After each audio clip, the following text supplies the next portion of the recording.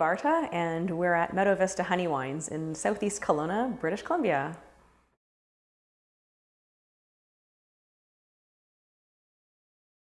The wine industry, when I was 19, I was in Banff and working at the Banff Springs Hotel and had my first wine tasting experience there.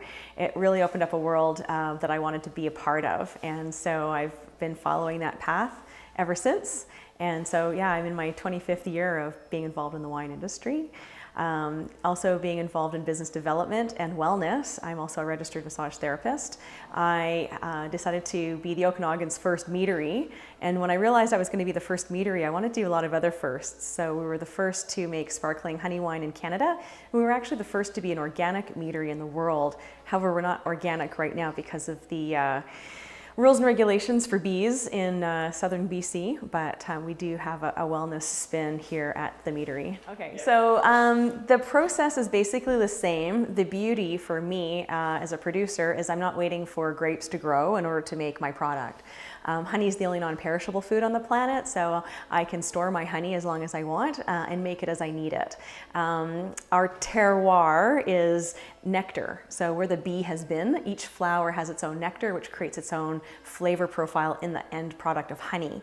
So it's kind of a beautiful thing to work with, and fields undiscovered, if you will. There's a lot of research, as you know, on grapes, where they're grown, the different strain of grape, the different terroir it grows in. In the mead world, it's really an unknown journey of what kind of honeys make the best kinds of styles of mead. So right now at my meadery, we use primarily blueberry honey for our mead making. Culinarily speaking, we have honeys from different flower sources. Right now in our store we have echinacea honey, which has a different flavor profile than the blueberry honey. Quantity is a big factor for us because we do make a lot of mead, so we need to make sure that we can get enough honey. So that's why we choose the blueberry honey. And so with winemaking, you have a lot of upfront equipment costs because you have to process those grapes. Honey beekeeping is a little bit different. It's maybe less labor intensive, probably the same at the end of the day, but we don't have crush. We have harvest, but it's not nearly as high and stressful as grape wine making. So we use stainless steel tanks. And as I mentioned, honey is the only non-perishable food on the planet, so how do you get it to ferment? We use reverse osmosis water to ensure consistency and quality, and then we add the honey and create the bricks that you would otherwise be measuring in the vineyard as the grape is ripening and growing to know when you should pick it. So we create the sweetness that we want for the wine that we're making. Okay, bricks. Okay. So bricks is a measurement of sugar. So the vineyard manager, along with the winemaker, will walk through the vineyard close to harvest to measure the sugar in the grapes, but they're also testing for lots of other things sensorily, how the acids, the tannins from the grape skins, things like that. So between the two of them, they decide when to pick. Yeah. My favorite? Oh, that's the worst question because it's like saying, what's your favorite kid? They're all lovely. I think I probably drink Bliss the most. It's a sparkling cherry honey wine. I love Joy, but we're sold out, and it's a method traditional. So I really like the bubbles. Joy, we make like the same way you make champagne in France, with the secondary fermentation taking place in the bottle. But as I mentioned, we're sold out. So my favorite is Bliss in that it's sparkly, it's fruity, it has a really crisp, dry finish, but it's nice and really easy drinking. You can serve it in a flute. I've paired it with venison bourguignon. It was a fantastic food and wine pairing, or I put it over ice with some frozen fruit in a mason jar and sit on the patio and read a book. So for me, it's a lot of experience attached to the drinking. I don't drink aimlessly. I drink it with an activity or a food in mind. So It's very versatile. Okay. I also take it hiking because it has a swing top. So I crack it open before, do I have any here? I crack it open before I leave and put the swing top on it. And my latest fun thing, yeah, check out this bottle. So it fits into your knapsack.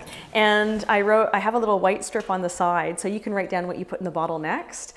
And so I have recipes on my website for salad dressings and barbecue sauces and that kind of thing, or a nice liqueur that you can make on your own without adding anything that is unsavory. We fill up to here with fruit, and I love wild crafting, so the Saskatoon berries or little wild strawberries off the mountainside. Top it up with honey, and then the rest in your favorite vodka, and you let that sit for a few months, and you've got a beautiful handcrafted liqueur. But when I go hiking, my new thing as a good Canadian, instead of collecting beach sand, I collect glacier water. So I'll hike to a glacier, celebrate, and then write down the glacier name after I've filled up with the water, because glaciers are shrinking. We may not have them in a couple generations. So that's my ode to bliss.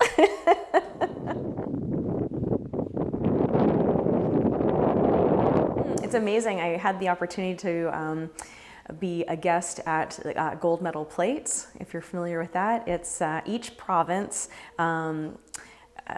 has a competition to elect like the chef to represent their province, and then they meet here in Kelowna and have a cook-off essentially. It's super high pressure, and it's a beautiful experience though, because you really get to see a cross-section of really what we do here. So each chef will bring a wine or an alcoholic product to pair with their end dish at the very end, and they bring their local ingredients. So it could be mushrooms or seaweed or bison, or the ciders from Quebec are more like an ice wine than the ciders we make here in BC. So it's a fantastic opportunity to really see what the country is doing, and I think it's the definition of what's happening across the country.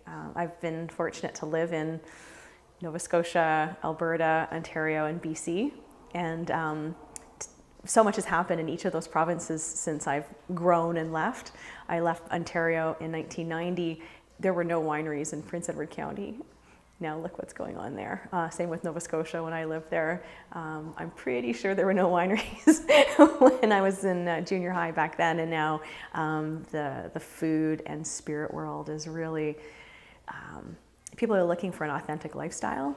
They want to create something, they want to share what they've created. It becomes an art, and I think it's a beautiful thing that's happening. Yeah. I think, the other advice, or where I see potentially the industry as a whole is going, or where I'm finding my success, is traditionally at a winery, you go to the winery and you get to taste 4 wines. That's all you're allowed to legally taste is 4. They might make more wines than that, but all you're going to see is some bottles on a shelf.